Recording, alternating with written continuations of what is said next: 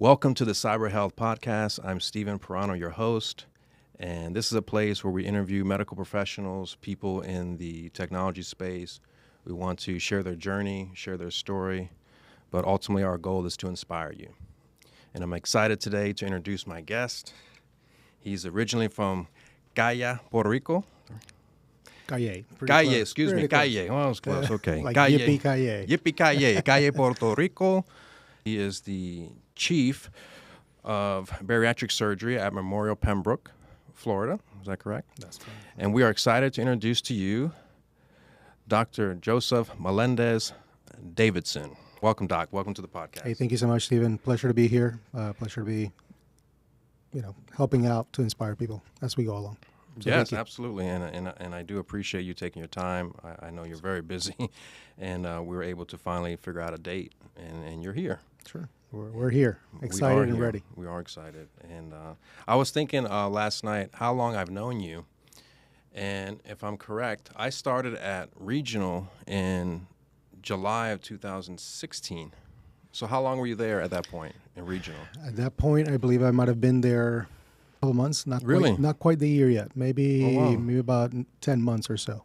No kidding, Yeah, right? yeah. And just to share to the guests of our kind of interactions, the people that know the operating room surgery it's a special place, and we deal with a lot of stress and pressure. And I was able to befriend the doctor here.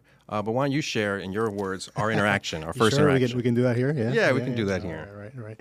So to everybody that doesn't know, Stephen very well, Stephen's an amazing guy, and it was really funny because he understood that I was from Puerto Rico, and being from Puerto Rico, the way people see us is that we love to dance.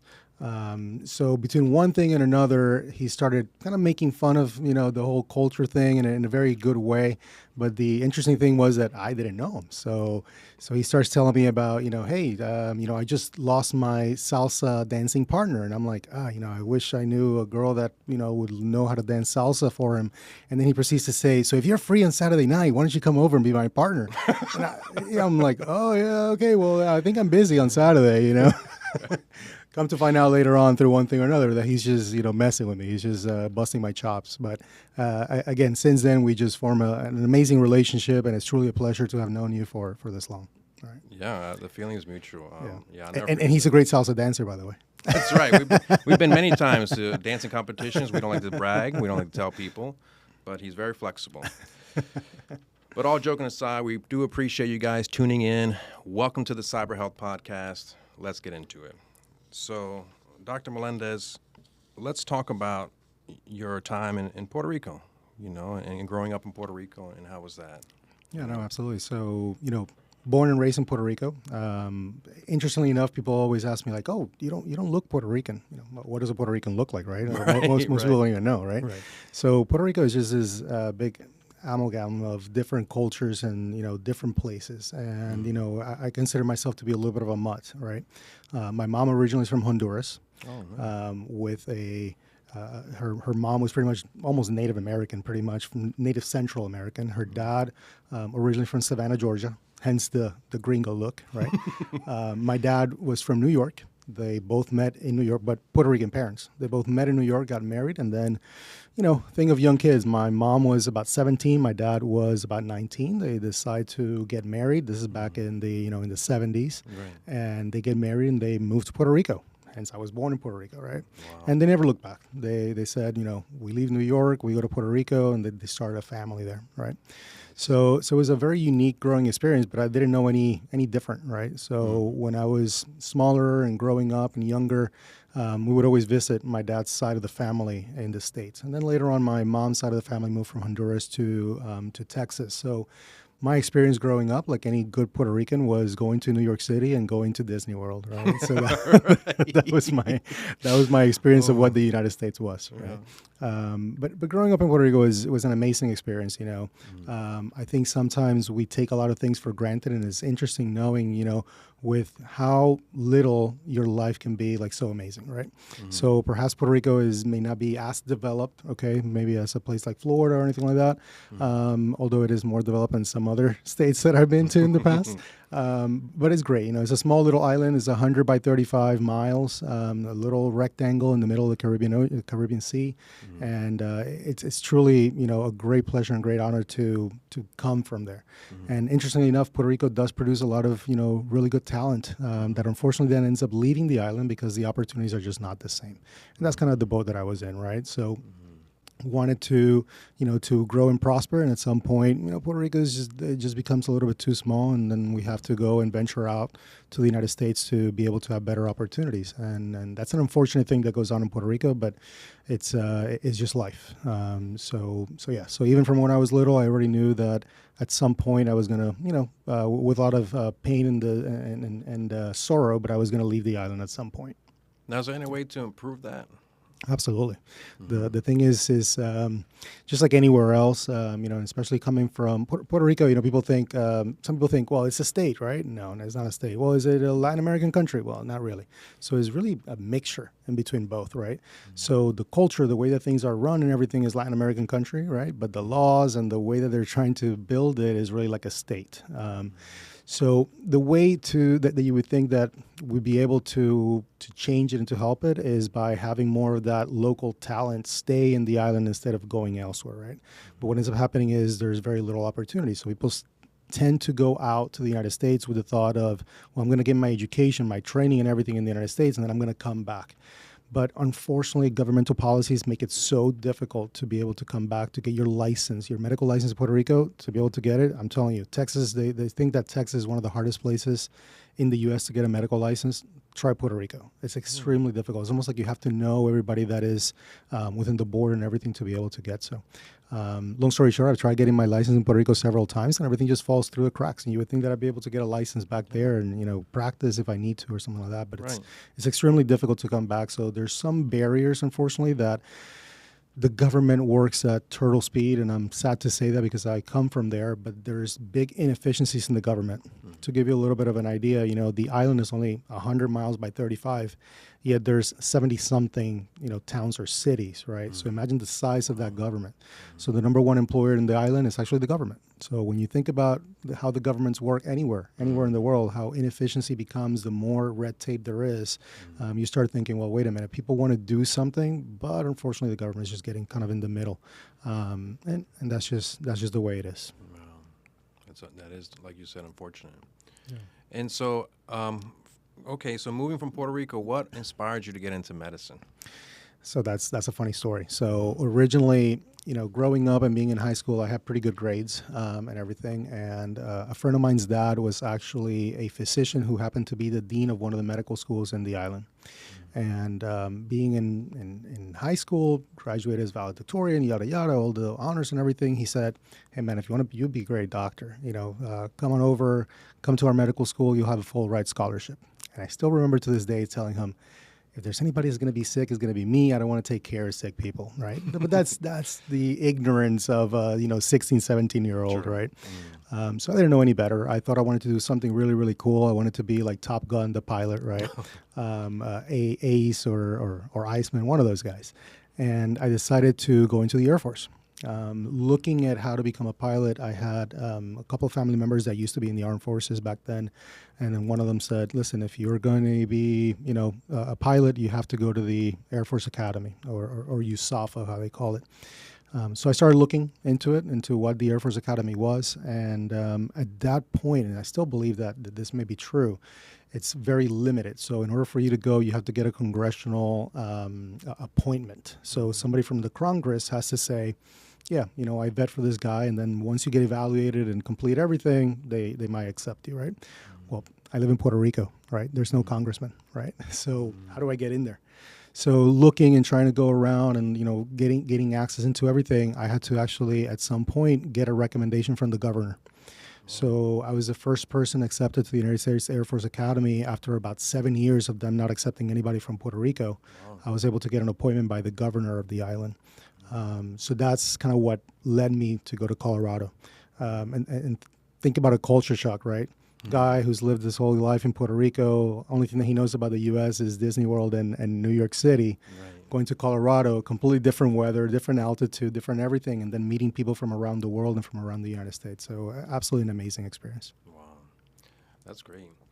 Yeah, in Colorado, I mean, how did you deal with the elevation? Was that a big? At the very beginning, but being in the Air Force Academy at that early stage, you don't know what's left, what's right, what's up, and what's down. So the Air Force Academy, for those of you that don't know, it's just very similar to West Point, but for the Air Force, right? So it's the exact same thing, just different location. So you're doing your basic training, you're doing your in-processing, you're doing even your survival training and everything in there. So at the beginning, you're getting so much information overload, so much exercise, so much requirements that are going into it that you don't know what's going on. You don't even know what day of the week it is. So the altitude definitely hits everybody there, but you don't know that it's really hitting you. So you just think that you're out of shape and tired. I got you. You got so much going on. Absolutely. Absolutely. You're like, do I feel sick, or is this just the fact that I've done 300, push-ups and it's only 9 a.m? What's going on? Right. And do they have any cafecitos over there, coraditos, to keep you going? Oh no. It's your water canteen and hurry up. And that's it, right? That's about it. So from there, how did you end up going back to Puerto Rico? Yeah, so it's a little bit of a long story. So I spent about 5.5 years in Colorado. I was at the Air Force Academy for a while, and unfortunately, I ended up, between all those trainings, I ended up getting hurt. Had a pretty bad sprain on my ankle. Couldn't run very well. Couldn't do a couple of things at that point. I'm like, oh my God, what do I do? So at that point, I took a medical leave. Now, just to put things into perspective, into timing, that was right around 2001. So I took a medical leave out of the academy, and they said, well, when you get better, whatever, you can reapply, come on in, back again, etc. And I said, well, what do I do with my life now? Again, I wanted to be a fighter pilot. That's what I thought I wanted to do. Right. So my original intention was, okay, well, let me take a semester, continue on my college career, et cetera, and then kind of, either go ROTC or come back to the Air Force Academy. And then essentially at that point, 2001, this was August. We all know what happened in September, right? And that made me think, and that kind of opened my mind to saying, well, wait a minute, okay, what's going on? What is life really all about, right? And at that point, I decided to depart away from the Air Force and away from the armed forces and kind of try to find myself until, find out what I was going to do. So there was about a year around that time that even though I continued college and taking all my classes, my degrees and everything, I was like, well, what am I going to do? Am I going to be just an engineer? Am I going to just, fly privately? What am I going to do? And I was trying to find myself. And it's funny how things work, right? I started remembering, well, that guy telling me, hey, listen, one of these days you could become a great doctor. I was like, wow, maybe that guy knew something. And I actually was getting great grades on, by my biology and my chemistry and my anatomy courses. And I was like, maybe he knew better than I knew. So I started getting into the field of medicine, kind of like in a very backward way, right? Because the majority of the doctors that you may talk out there, they say, I knew that I wanted to be a doctor since I was 3 years old because my dad and this and that, right? Right. For me, it was a completely different, kind of different pathway to it. So I started looking into medicine, and I had a friend who got accepted into medicine. I was like, wait a minute, weren't you going to be something of psychology and engineering? And they're like, yeah, but I just took all of my pre-medicine requisites before graduating. Now here I am, junior year, right? So I have 1 year and like a couple of months to figure this out. Yeah. And I'm like, oh my God, and most seniors in college, what do? They take, 15 courses or 15 credits or whatever it is. They really download that last year to a very small number of credits. For me, it was the opposite. I said, I don't want to take more than 4 years to graduate, right? Yeah. So I'm just going to really dump a lot of courses in there. So I ended up taking about 22 credits every semester on my finishing year. But I was able to get all my prerequisites done. And as I was going through it, I started, shadowing doctors and finding out, what do they do, how do they work, and everything else. And I said, wait a minute. I was going to be a fighter pilot, right? I can't go, and nothing against medical doctors, by the way, no problem at all. But I was like, I can't go and sit in an office all day. Right. To me, that would drive me crazy. How am I going to go from being a fighter pilot or trying to be a fighter pilot all the way to, just being at a desk? And that's when I discovered surgery, right? So for me, what else more exhilarating than being able to practice medicine with a knife, right? And of course, that has migrated quite a bit, and that has transpired and developed throughout the years to quite a bit to now, being one of the fastest growing technological fields in medicine, with robotics and all the instrumentation that we're using today. That is what led me to medicine. What led me back to Puerto Rico, was that I said, I want to practice in a Latin American, community. So how do I really incorporate, the language and being able to take care of the Latin American community. Being back from Puerto Rico, I said, this makes sense. I'm going to go back home. I'm going to study medicine in Puerto Rico. Puerto Rico is actually an ACGME accredited university, so it's the same thing as graduating from the U.S. Not to be confused with Caribbean medical schools or anything like that. Nothing wrong or nothing against the Caribbean medical schools, but it's just less of a hassle. So if you want to practice in the U.S., practice in Puerto Rico, it's all the same system. Gotcha. And then that's how I went back from Colorado back to Puerto Rico to be able to study medicine at that point. Wow. And so now going in medical school there in Ponce, was there any obstacles that you faced from doing that transition? Because you were prepared, like you said, to be a fighter pilot. I think at the beginning, I think I had those 2 years there in between the Air Force Academy and medical school that I spent at Colorado State and Fort Collins, that really kind of, evened out or buffered out, because I came from a very regimented, kind of institution where we were not able to, walk across the grass. Okay, had to follow the terrazo or the pavement at all times. You couldn't cut corners. You couldn't cut corners. So if you were walking, you couldn't take a curve. You had to take the corner sharp. I don't know if I'm explaining myself correctly, right? But that's kind of how the military imparts certain things into you.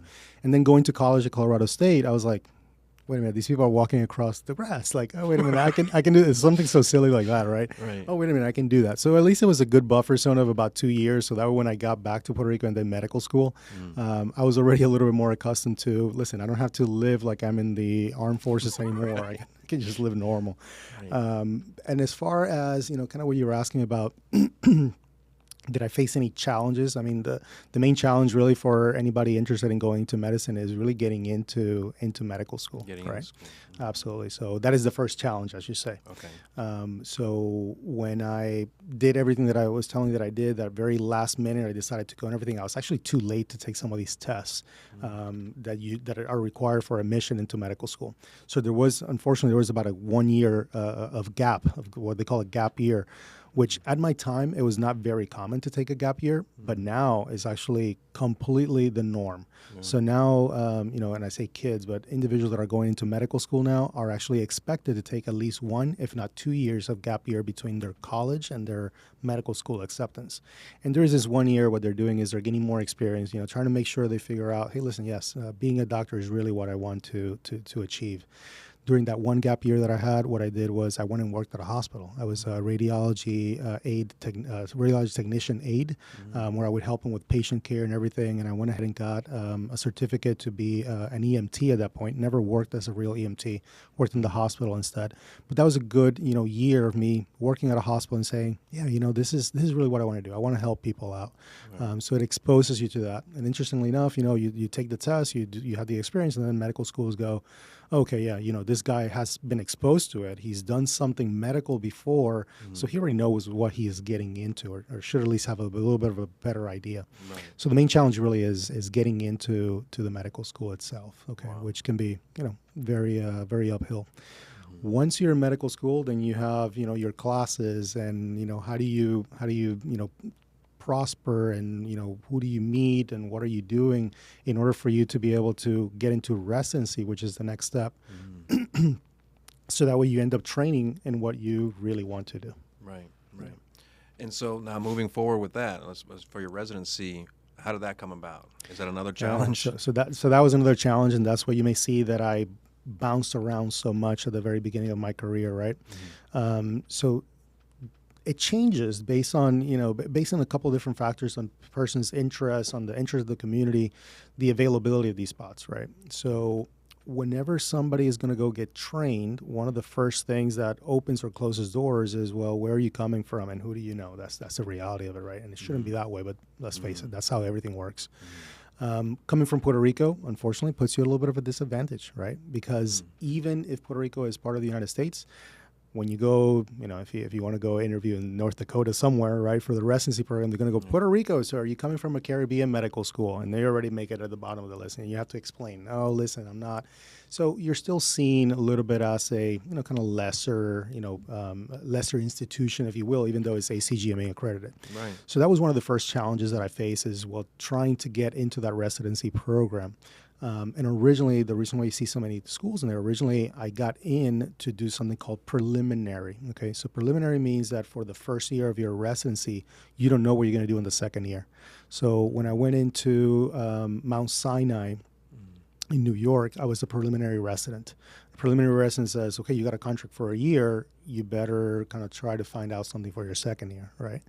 So during that period of time of my first year, then I was able to have a couple of different options after that, but it was again preliminary. So they would extend a second year contract either at Mount Sinai or University of Florida. Now, we all know how New York is and everything, and great people. Trust me, my family's from there, but I think myself and my wife, which that's another part of the story, but my wife and I got married between the second and third year of my medical school. She was not too fond of New York because of the weather, right? So at that point, I was like, you know what, Florida sounds like a lot better weather. I transferred to Florida, did a second year, and then after that second year, I was able to find what they call a categorical position. And that categorical position, I was fortunate enough to find it at UAB in Birmingham, which is actually one of the top 20 residencies for surgeries in the United States. Wow. So I had great education at the beginning, and then I was able to land an actual categorical last 3 years at one of the top 20 places in the U.S. Nice. And I don't regret it. Looking at the time that I spent doing, bouncing from one year to another and kind of going, oh my God, what am I going to do next year? Do I have a program? Do I not? What do I do? Yes, a lot of challenge, a lot of heartache, a lot of anxiety that, during those years. But ultimately, I look back and I was like, I was actually fortunate. I got to see how they do things. And Mount Sinai, one of the greatest academic institutions in New York, I was able to go to University of Florida, which is an amazing place for academics and for college life. And now let's go to one of the top 20 places in the U.S. and really learn surgery from some of the best people in the world, right? So I summarize my learning, okay, and then I've been able to pick things here and there. What do I like from here? What do I like from here? What don't I like from what I learned? And let me just not repeat those behaviors. And I think we're just chatting a little bit about behaviors, right? Yeah. So that's one of the things that I learned about bouncing into different places. And because I didn't have that next year secured at the very beginning, it made me very humble, okay? And I've always tried being a very humble person, but at the same time, it let me know, hey, listen, yeah, you're going to be a surgeon, but you better be nice. You better behave with people because, they are the ones who are holding your future in their hands, right? So as I went through that, I was always very humble. I understood that I'm just one key or one piece of the puzzle, but it involves a lot of different pieces, right? And how does everybody work together? So challenges all throughout. And then at some point, once I landed that categorical spot, yes, it was a little bit of a refreshment or of a breather saying, okay, I am going to become a surgeon as long as I don't screw it up, right? Now it's on me. Okay? Right. So yeah. Wow. So going back to, like you said, you got married, and then the weather, and then also when we talked earlier, I live vicariously through you as far as you're traveling. You go to some amazing places. So we're going to be bouncing around a little bit with this interview, but I want to touch on work-life balance. Being a surgeon, everything you're married, you're a husband, you're a father. How do you do that? How do you manage all that? Yeah, I think it's, a lot of people talk about balance. To me, I almost have a little bit of not a problem with that saying, but almost like it doesn't quite reflect it and it's not quite accurate, right? Because a balance, what indicates is that you have to take from somewhere to be able to add somewhere else, right? And maintaining that balance, or a balance technically means that you're 50-50. I think it's different than that. I think you have to be able to learn how to put different hats on at the same time, right? So people go, oh, well, what are you? You're a surgeon, right? Well, a surgeon is what I do, right? I'm not a surgeon. What I am is somebody that I like to give people second chances at life, right? And be able to help people out in my way, in the way that I was trained, right? And everybody helps people out in different ways. It's just the skills that I have to help people out. So when it comes to that work-life balance, absolutely, I love to travel, but I'm also available, right? So a key aspect of all this is that if you're starting a family, if you're going to have a family and everything else, it's just finding a partner. Like, I've been very, very blessed at finding a partner that understands not just what I do, but understands what I want to accomplish, right? And supports me 100% of the way, right? And she understands that, yeah, okay, maybe date night and we're going out, we're having a great time. But if somebody calls the phone, it's because they need me. They need what I know and what I do in order to live a better life, in order to be safe. So she's got no problem whatsoever with me also saying, I'm so sorry, honey. Let me just send a text. Let me just answer this call. And And that is beautiful because to find somebody that is able to not take that personal, that, oh, you're taking time away from me. No. The time is the same. It's just going to take me 5 seconds, Sure. but I'm going to be able to help this person out, right? And to the patient at the same time, that is marvelous because they go, oh my God, you're so accessible. Oh, you're always there for me no matter what. Right. Almost makes the patient sometimes feel a little bit guilty, right? But again, it's not about that. Sure. It is about being able to juggle, right? So it's not that you're choosing one thing versus the other. You're technically both, or all three things, all four things. My son already knows my schedule, right, based on what I'm wearing. Okay, so he knows that if he sees me on blue scrubs, on a specific blue scrub, I'm going to a surgical center. If he sees me on green scrubs, I'm going to the hospital. If he sees me dressed different, I'm going to the office, right? Right. And he knows. He's like, Dad, are you working today, or is it just a phone call? Awesome. But absolutely, in life, and yes, the whole thing about balance. In life, people like to say it's about balance. Well, it's about being able to do more than one thing at once and doing everything and putting your 100% on everything, right? So doing what you need to do. Now, starting in very, very early on, Dr. Cohen, that I'm sure you're aware of, Brett Cohen, he pulled me aside one day. This is like very early. I'm sure I wasn't even there for a month. And he said, Joe, I'm going to give you, an advice now that, at that point, I believe my wife was pregnant, et cetera. He said, you are never, ever, ever missing one of your, family's activities, right? And that is true and not true, right? Like there's some minor things that you may have to miss. But when it comes to the true important things, I always, 100% I put those, ahead. The thing is preparing for them, right? So instead of saying, oh my God, I forgot that my son has this today and I have to go. Oh my God, I'm going to cancel the office now. No. These are things that with time. So you put everything into the schedule so that way you know that, listen, I got to see 2-3 patients in the morning. Then my son has this. I'm going to be there and then I'm going to come back and finish what I was doing. I'm going to do these surgeries. So there's a lot about that juggling, right? So not just a balance of saying, my family has this today, I'm just going to forget about that. No. It's just about learning how to, work all those things all at once. Yeah. And I think that's important. I appreciate you saying that too, because going back to about being humble, right? What is something that you love about surgery? Yeah. So I absolutely love the fact that I'm able to have an impact right then and there, right? So there's a lot of different fields in medicine that they're definitely crucial, and you're able to help people out. But the way that people get helped out takes a little while, right? So with surgery is one of those things that you can change things right then and there. So it's about being efficient, okay, not just with time, but with the effects or with the outcomes of a surgery. The other thing is that it's very hands-on. It's very hands-on. What I'm doing with my hands and with my skills and with my knowledge is affecting in a positive way the quality and the quantity of life of that patient right then and there. I absolutely love that. The other thing that I would say I truly love is being able to work in a team, right? I'm not just shoved in an office working by myself the whole day. No. I get to interact with, a lot of people from all different backgrounds, okay? Different,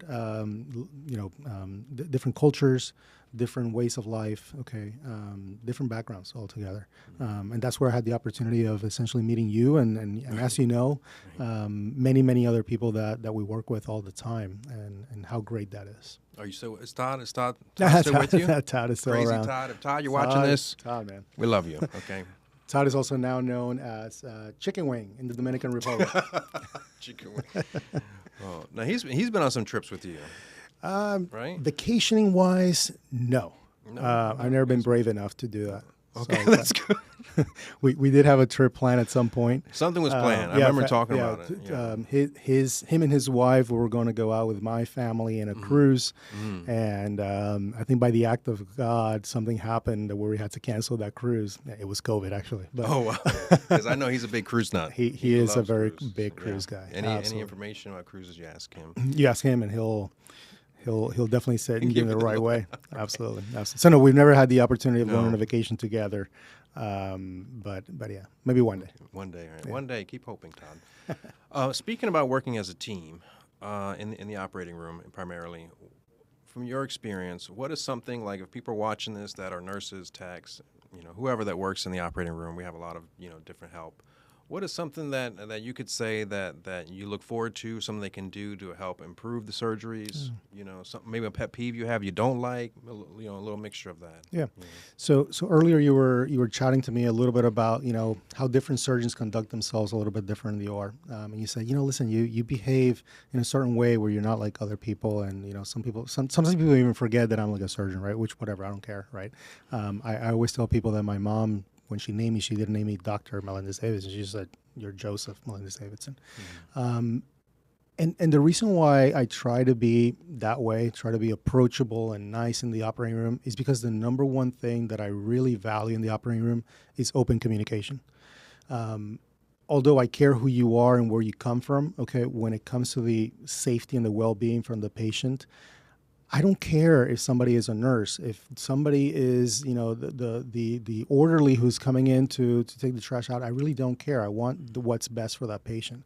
And I want to make sure that everybody feels very, very comfortable with me, that they're not afraid to raise their voice and to say, hey, listen, I saw this. This doesn't look right. Because guess what? I only have two eyes, right? And we talked about Todd, and Todd is amazing at what he does.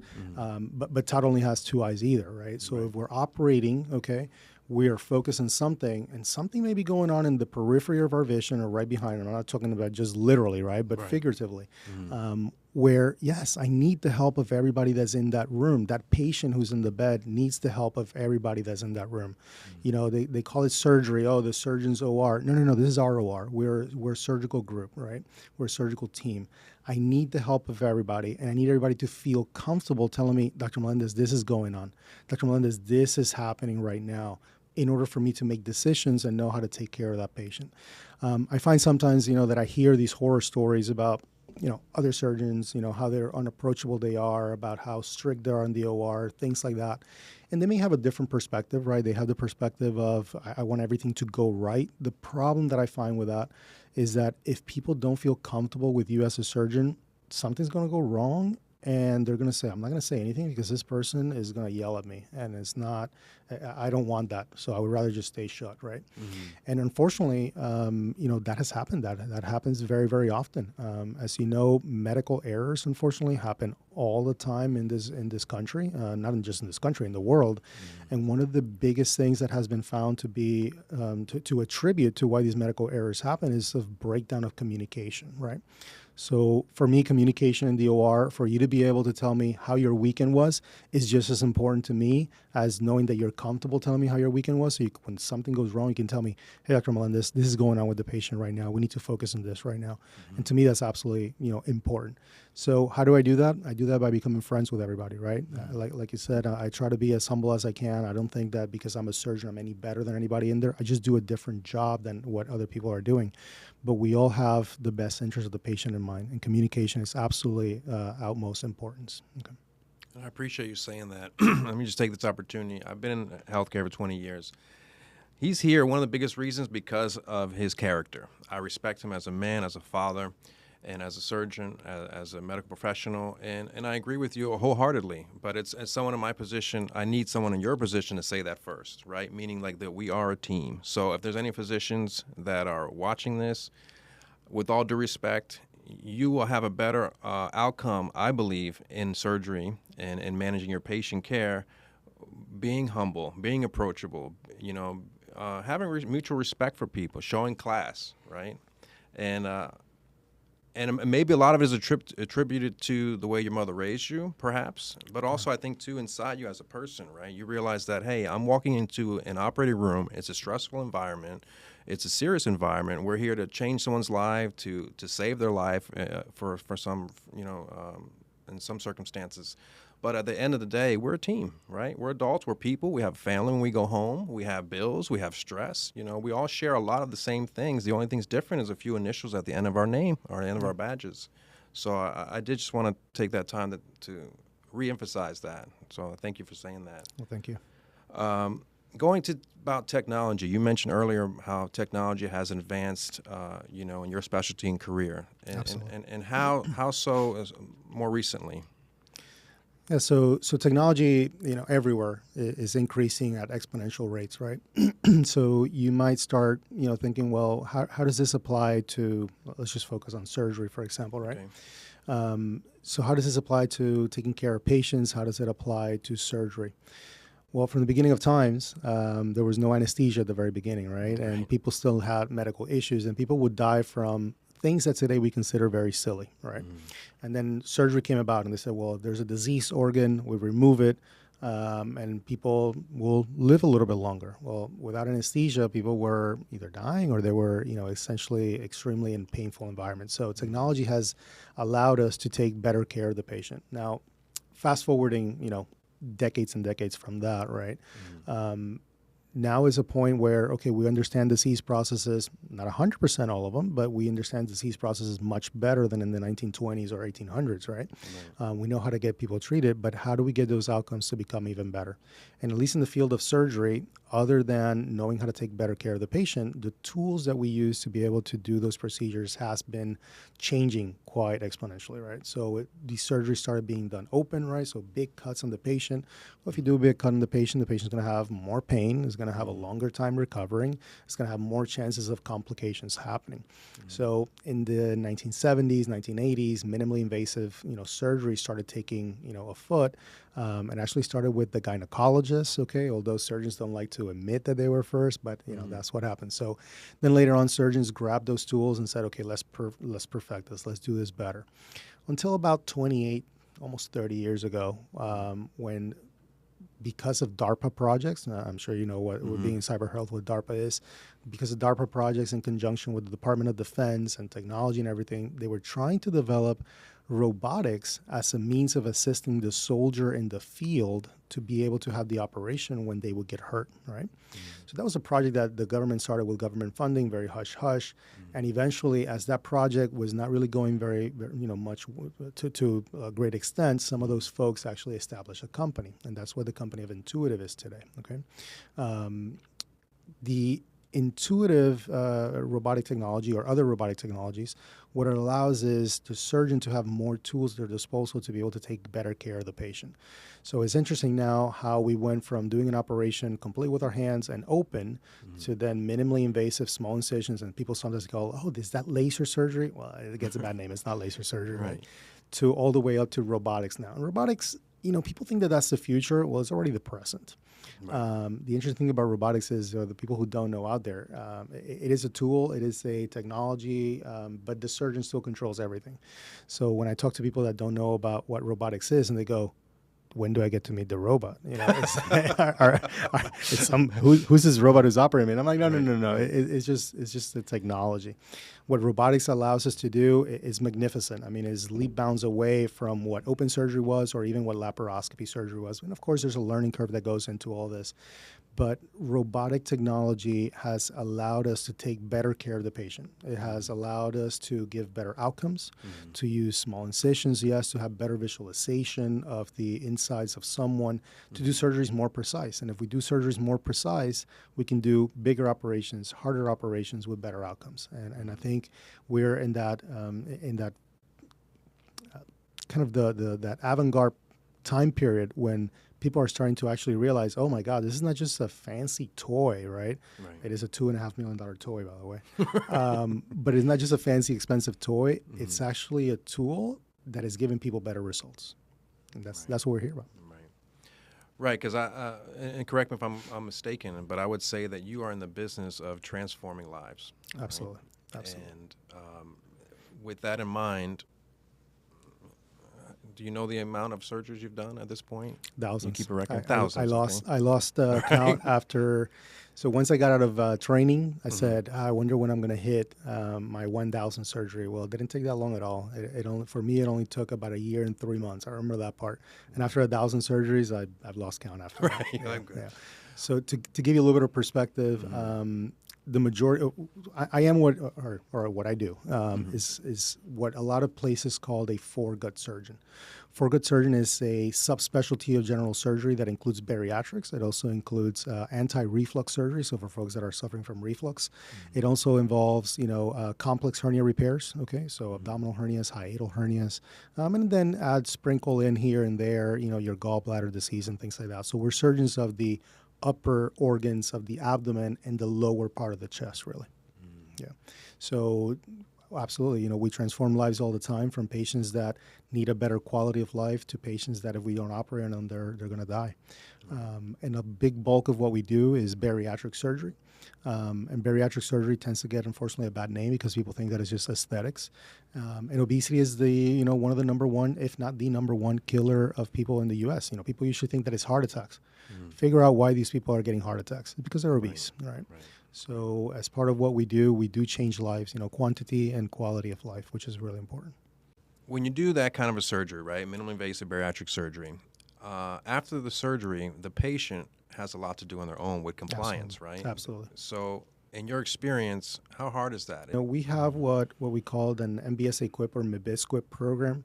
What that means is that there's a third-party organization that makes sure that we do things the right way and how they're supposed to do. And I'm happy to say, actually, that we have been listed as exemplary in many categories, which means that we get used as an example for other programs to build their programs based off of that.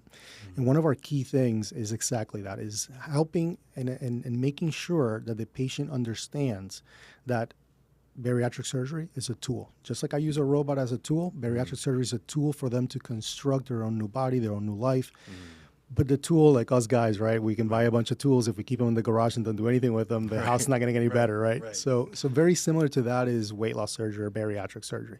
So we're giving these folks a tool. But before we give them that tool, we educate them, right? Education is completely the key to this. It's telling them, hey, listen, the reasons, people usually don't like to hear why they failed, although if you learn why you failed, you shouldn't be committing those things over and over again, right? So what we do is we educate the patient ahead of time and tell them, hey, listen, these are the things where perhaps you slipped a little bit, and these may be the reasons why you have not been able to achieve a healthier life or a healthier state. And a lot of people out there will just focus on eating too much or the wrong things versus exercising too little, right? And this is just the very tip of the iceberg. The reality, the iceberg is very large, right? You're not in charge of your genetics, okay? You were born, I was born with whatever genetics we get. You're not truly in charge 100% with either medical problems that were brought because of those genetics or because of issues that have happened throughout life or medications that you may take that may make you gain weight, right? And you're definitely not in charge of your environment, okay, and your evolution as mankind, right? So we have evolved into a species, it's a very young and early species, where for the past 50,000 years or so, our bodies developed these survival mechanisms that would make us look for food, would allow a lot of food to fit in our bodies to be able to eat a lot and survive. It developed fat to be able to store that energy, right? And a couple of different hormonal mechanisms that are a little bit different, right? That I'm not going to bother all of you with it. But through those survival mechanisms that were very important, those first, 30, 40, almost 50,000 years, guess what? Today there's Starbucks. There's McDonald's in every single corner. We exchange money for food. We're not hunting the big woolly mammoth, right? So all those things that have made our lives, technology has made our life very, very physically less demanding or very easy, right? Unfortunately has brought about some issues as well. And we're such an early species that we haven't figured out, well, how do we enjoy the technology, but how do we not get harmed by it either, right? And unfortunately, because you don't have control, nobody has control of how that evolution has happened, we still have those survival mechanisms that predispose some patients to suffer from obesity, which is a medical problem, right? So they're hunting for food, right? They're gathering food. They eat food, they can eat a lot, and then they store it. They store it as fat. And those fatty cells or adipose tissue is what damages all of our organs, right? So when we're treating patients, we are keeping in mind all those factors, right? But we tell them there's some things that you have complete control over. There's some things that you don't have control over. The surgery is going to help you out by changing those survival mechanisms, right? By lowering the hormones of hunger, that's called ghrelin, by changing the size of your stomach, by allowing your metabolism to be boosted back again. But the surgery is not going to tell you choose food A versus choose food B, choose a salad versus the Oreo cookies. Those are things that you have to learn, you have to do by yourself. So we educate the patient ahead of time. We make them understand kind of what happened, what went wrong, how the surgery is going to work. And after the surgery is absolutely crucial. I see a lot of other bariatric places out there that are very, very focused on grabbing that patient, operating them as soon as they can, and then c'est la vie, on your own. Good luck. No, we know that the key for their success is to stay engaged within the program. And we do that by a mixture of things. We follow with our patients. You know, hardly any program out there has their surgeons following with their patients. We love to follow up with our patients. We have them follow up with our nutritionists. So even if they feel that they understand the entire concepts, 2 weeks later, 2 months later, 6 months later, a year after that, we keep them engaged with that nutritional where now they feel that they have control. Because patients, when they come to us, they feel they have zero control over it. And there's some things that they don't have control over, but there's a lot of other things that they do. So we teach them, what do you have control over? What do I have control over? And let's work together. And I think the patients that understand that are the patients that do the best. Those are the patients that lose the weight, change their life, and then they inspire others. Because that is the patient that their wife later comes to me, or their father-in-law comes to me and says, I saw how Mikey's doing. I'm next. Okay. Right. And those are the families that change, that they get inspired, and they completely change to the point that now they're teaching their kids better lifestyle. So to me, that's a win, because that's the kid that I'm not going to see in 20 years needing weight loss surgery. And that's amazing to see how we can impact different generations, even if I'm not going to be operating on that person later on. Right. Yeah. And in your experience, I forget the study I was reading last year, I think it was last year, about children in the obese rate. Yes. And what's your thought about that as far as age and when is it appropriate, when is it not? Absolutely. And that's a very good topic. We're actually one of the few programs in all the state of Florida that offers adolescent surgery, adolescent bariatric surgery. There has been the New England Journal of Medicine, and also there's one of the pediatric journals came about and said that the rate or incidence of obesity in the younger population, so after 10 years of age, is increasing exponentially. I mean, it's increasing faster in that generation than in other subgroups, right? And now those studies are tied to other studies that unfortunately shows that when a child suffers from obesity after the age, between the ages essentially of about 10 to 16, 17, they tend to die prematurely by about 10 to 20 years. So think about that. You know, your lifespan, you know, let's call it 72 years of age. That is a kid that when they're 10, you're already going, that kid's probably going to die in their 50s, all right? So it has been shown that if you compare a young individual between those ages to their counterparts who don't suffer from obesity at that age, the counterpart will last a lot longer, and they will tend to die about 10 to 20 years of age younger, okay? And that is a big change in lifespan. I mean, enormous change in lifespan. I'm sure you've met, you know, I hope not, but I'm sure we've all met somebody who's died in their 30s, 40s, 50s because of, you know, obesity-related complications or comorbidities. So what we do is we do have a program that is run in combination, you know, with us and Joe DiMaggio Hospital.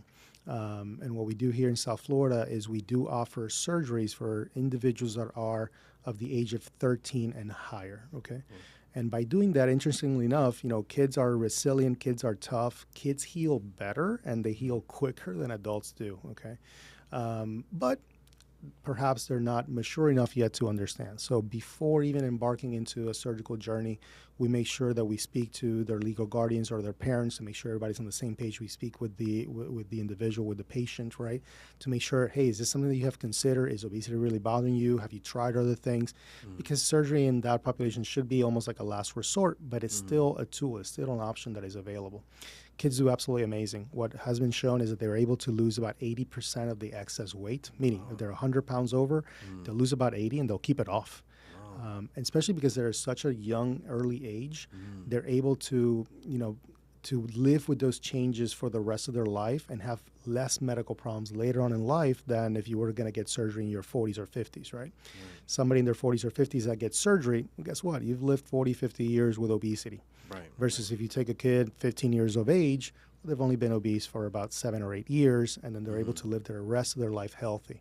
So we are able to impact their lifespan and actually able to get them closer to what that average lifespan is, if not surpass it. So yeah, it's amazing, but it's awesome. Definitely a different program than the adult patient who comes in and says, I want weight loss surgery, and we just have to go through the requirements. In a minor, usually takes about a year of coaching and counseling and making sure that all the pediatric teams are on board, that is a right kind of patient to be able to operate. Something else that I get asked all the time is like, well, wait a minute, how do you do weight loss surgery in little kids? Well, the reason why we're doing surgeries in these kids is because they're not kid size, they're adult size. Okay, so and that is a problem. You start figuring out that that adults have issues with compliance, just the same as kids will, right? Sometimes we, because we're adults, our compliance doesn't necessarily, it's not necessarily any better than when we were a Got you. kid. So, That makes sense. so yeah, it's not much different. Now, sometimes it involves a little more of the parents. It definitely is even more so of a support, kind of system. Sure. So when I operate an adult, I always tell them, hey, listen, people who have a great support around them, and it doesn't have to be your family, it doesn't have to be your loved one, it just can be friends or somebody who supports you in your journey. They tend to have better results. Somebody that you feel accountable, they help you out throughout the way. Well, in kids, it is their loved ones. It is their parents, because you're not going to rely on their friends. You're not going to rely on some stranger somewhere. Right. So with kids, it is absolutely important that their family, their loved ones are in support of this decision. Yeah, and then we use them to help us, with that compliance at home and things like that. That's great. That's great. And just to mix it up a little bit, what is some good advice that you've gotten on your journey and going through the medical field and surgery? Is there anyone in particular that stands out for you? Yeah, I mentioned earlier, kind of what Dr. Brett Cohen had talked to me about, that life-work balance, okay? Or it wasn't really about balance. It was about how to juggle multiple things at once, right? But it ties back onto that. I can tell you some bad advice that I've gotten. Yeah, we get that too, because that means somebody can avoid that. But I think the good advices that I've had essentially are to be able to juggle, multiple things at once, and not to think that because I am taking time from here, I get to, do less over there, right? So I think that's important. The stay humble, which I've always applied, in my career. Now, the opposite of that has been surgeons that have said, no, listen, you're superior. When you walk into this room, you're God. No, I'm not God. There's only one God for those that believe, and that is it. So I always entrust myself onto, the higher being, and we're just tools and instruments of that. So when I walk into the OR, yeah, we're all the same. We just have different job functions. But yeah. I have had some bad advice that people think they're more than they really are. And I'll tell you a little story. So I was an intern. I was either an intern or a second year resident. And without mentioning any names or anything like that, we were operating. We had just we're doing some sort of thoracic biopsy, some lymph nodes. I can't remember all the details, but surgeon asked for an instrument. A little bit of an older surgeon. He was known to just be a mean person, but with me and with other residents, he was actually very nice. He asked for an instrument. He gets an instrument, doesn't like something about the instrument. I can't remember what it was. Chucks it aside from the table, and he goes, I didn't ask for that. Give me one that works. He gets another of the same instruments, looks at it, and just flings it as hard as he could. Came within about a couple of inches of someone's face, right? And he started using profanity language. And he said, I told you that was not... And listen, I understand that he needed a tool to do his job, but his communication was not the appropriate one at that point, right? So that taught me... And of course, the tech and the nurses all get worried and concerned, and now they're trembling and they're in fear, and it doesn't allow them to give him the instrument that he really needs. So automatically I said, this is not a good way to communicate, right? This is just, he may feel like higher than everybody else in the room, but this is just not getting the point across of what he needs to do his operation. So that's something that I'm never going to do. Well, let's fast forward a little bit during that same case. He chucks the instrument, throws it, does a big show in the OR. And at the end of the operation, he does his little, talk where, okay, we did this, and he starts leaving towards the door. Well, we're waking up the patient, so I'm helping. The patient was, a little bit on the heavier side. We had to move him from one bed to another. So I'm helping the tech. I was already a surgeon in training, and I'm helping the tech to move from one bed to another. He notices that I'm not right behind him. He looks back and says, are you a tech or are you a surgeon? And I was like, I'm a surgical resident. Well, if you're a surgical resident, you don't do that kind of job. I was like, what is this, right? So he was like, I never want to see you doing a job that is not what you are being trained to do. Really? Do we really have to go there? Am I not good enough to like be able to assist the patient. We're not here because we're a surgeon. We're here to take care of the patient. Right. And if that involves me picking up something from the floor, that involves me, moving a patient around, please, by all means, why not? We're a team, right? Mm-hmm. So those are some of the bad experiences that I encountered that I said, okay, these certain ways of thinking about things are just not right. Right. Yeah. No, and it's not right. And I mean, I like I said, I said earlier, I think it has to do with class. If you have no class, or maybe you're dealing with personal things in your life, we're supposed to be professionals. Like, we all got problems, Absolutely. But I leave it. When the moment I clock in, I'm leaving everything, and I'm here for the patient, like you said, because that could be my mother, my father, and God forbid. Absolutely. And I think, unfortunately, whether it's a surgeon or a nurse or another professional, that maybe they lose that sight, and it becomes more about me and what I'm entitled to. Definitely. Here's a funny question, because I always hear this back and forth. Who is in charge of the room, the surgeon or the anesthesiologist? Depends on who you're asking. Right. Right. No, listen, again, I think it's and I keep saying the same thing, but I really think that it's a team, right?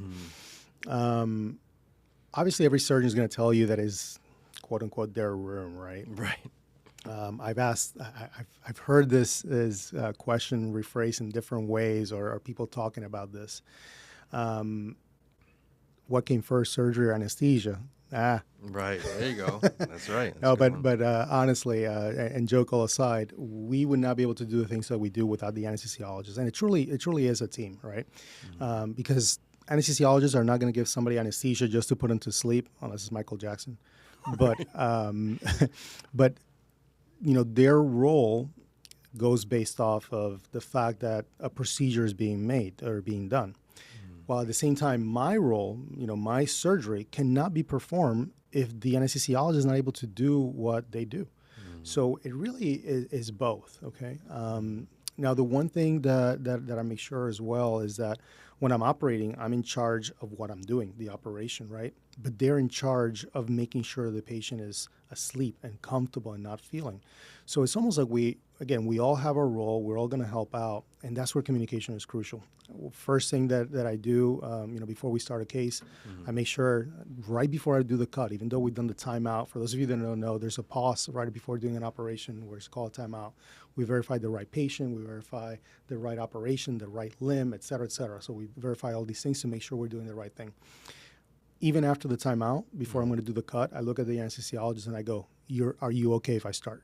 Okay. Because, and sometimes, 99% of the time is yes, but once in a while it's like, no, wait a minute, I need something. And that saves me from a problem, okay, if I've already started. So during the case, it's the same thing. If I hear anything, if I hear any kind of commotion or anything going up in the bedside, or I hear any alarm that I don't recognize from their computers, I'm stopping and I'm asking them, is everything okay with the patient, right? Same thing the opposite way, right? If they're doing something and they encounter something's going on with the patient, they're communicating with me and telling me, hey, listen, we better hurry up because A, B, or C, or listen, can you stop doing this, or some kind of change in everything. So ultimately, I think both surgeon and anesthesiologist would not be in that operating room without one another. Okay, so Gotcha. So it really is both. Team effort. Yeah. Well, switching it up real quick. When I was walking into the studio, that was a good question. That's still was a good question? It's still the surgeon. It's still the surgeon. You heard him. No, we have a little walkway here to get in. And when I was walking, we started this podcast about dancing, right? And you're a very good dancer. And I happened to, the last time we went out, a lot of people don't know this, but we did a competition. And we won the competition, but we didn't want to tell anybody. He did leave the shoes in my house, so I wanted to bring them back. It's been years since Here, your dancing shoes. Oh, thank you so much. We brought them back. Thank you. Thank you. Zoom in on that. Man, This is these, dancing shoes. I'm glad that he gave me these today because I actually have a new dancing partner. There we go. And I'm actually going out tonight and dancing with my new dancing partner. Oh, perfect. So get ready. Okay, we're going out. And those twirls, I mean, he's amazing. Who do these belong to, by the way? I found them right outside. I said, "Oh, this is gonna be perfect." I know a little girl who just, was just her birthday 2 days ago. So if you don't see these, that's where they're going. There you go.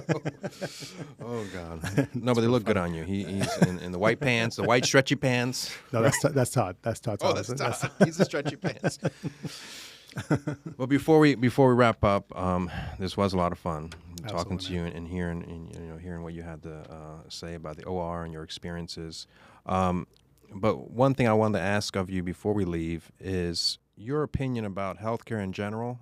So healthcare, even though is as advanced as it has ever been, right? I think we're a little bit in troubling times from different perspectives, right? There's a lot of issues, and some of the issues are good because they force progression and progress and everything else. But then there's some of the issues that are starting to tear down the practice as a whole, right?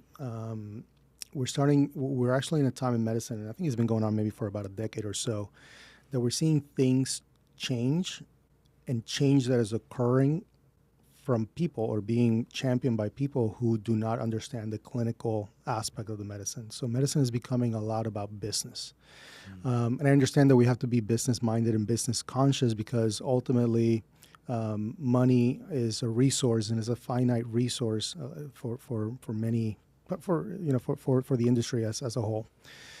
I think the problem comes when finances get put ahead of the patient's well-being. Okay, so there's a lot of different policies that are being constructed, and ultimately they don't necessarily have the interests of the patient or the best interest of the patient in mind, and they may be disguised as such. And we see that, we see that all the way down from the level of, a small local hospital with the things that are being done, all the way up to, multinational top executives out there to governmental policy, right?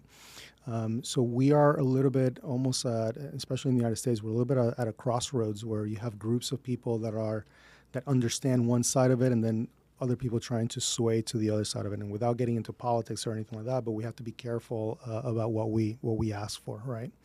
Unfortunately, medicine tends to be expensive, and people wonder, well, that's because the surgeons are getting paid too much, which is not the case, okay?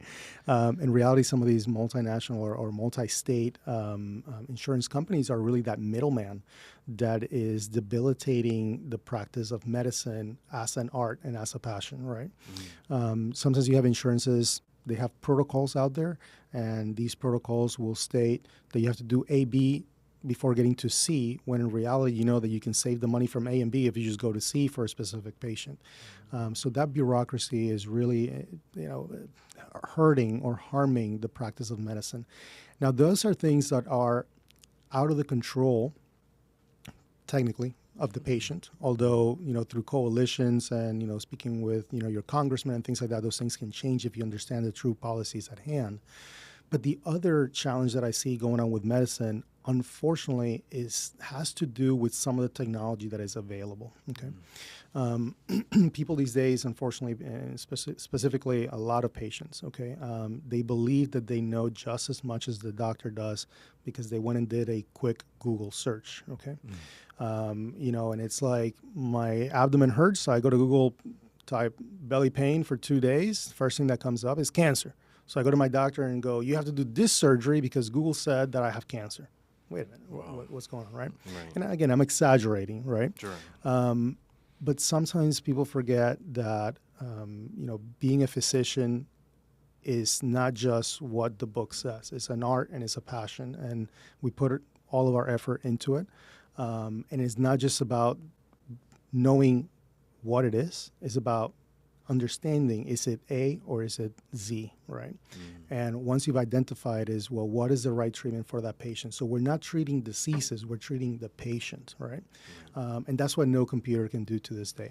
Now, there's an advent and everything in artificial intelligence, which is great. It allows us to do even a better function. But ultimately, just because you go to ChatGPT and you say, these are my symptoms, it's going to give you a list of things. It doesn't necessarily mean that you do have one of those things, okay? It just means that that's a possibility. So while certain corporations and the government and everything is, making making it a challenge to practice medicine, at the same time, unfortunately, and this doesn't apply to everybody, but some of the patients are also making it a little bit of a challenge to be able to take great care of them because they believe they know more than unfortunately than what they really do. Okay, so it becomes a little bit of an angle being hit from everywhere else, and because of that, you are seeing a lot of doctors retire early. You're seeing doctors going, well, I'm not going to be fighting against the government and these computer companies, and I'm not going to, keep up with the patient telling me how to do my job. So they're deciding to retire, right? So I think we're going to see a big shortage of physicians, which is already going on, but that's going to only amplify as we go along. Mount onto that, cutting pay rates from the insurances and things like that. I think we're unfortunately heading into an area where we're going to see a big shortage of being able to obtain medical care that is accessible.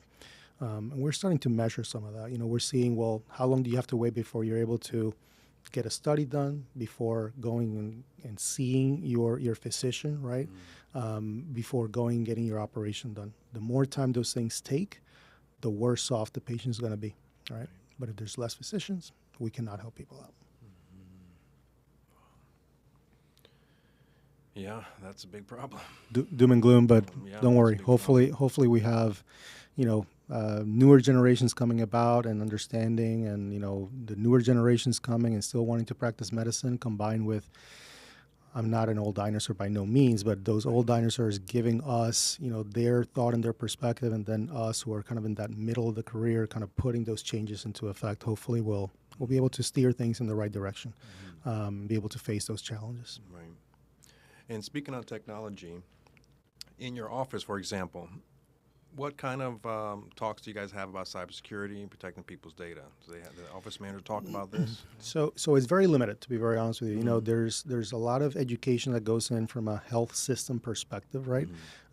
So there is crew resource management courses that are offered. There is, HIPAA compliant and courses that are offered and things like that.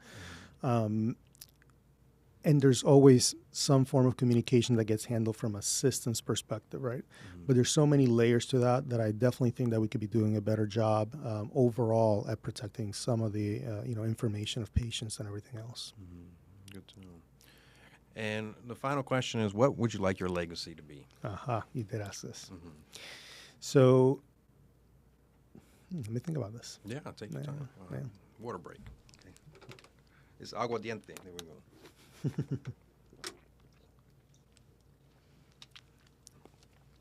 So I would love for my legacy to essentially be that that people have the power to change their life, and to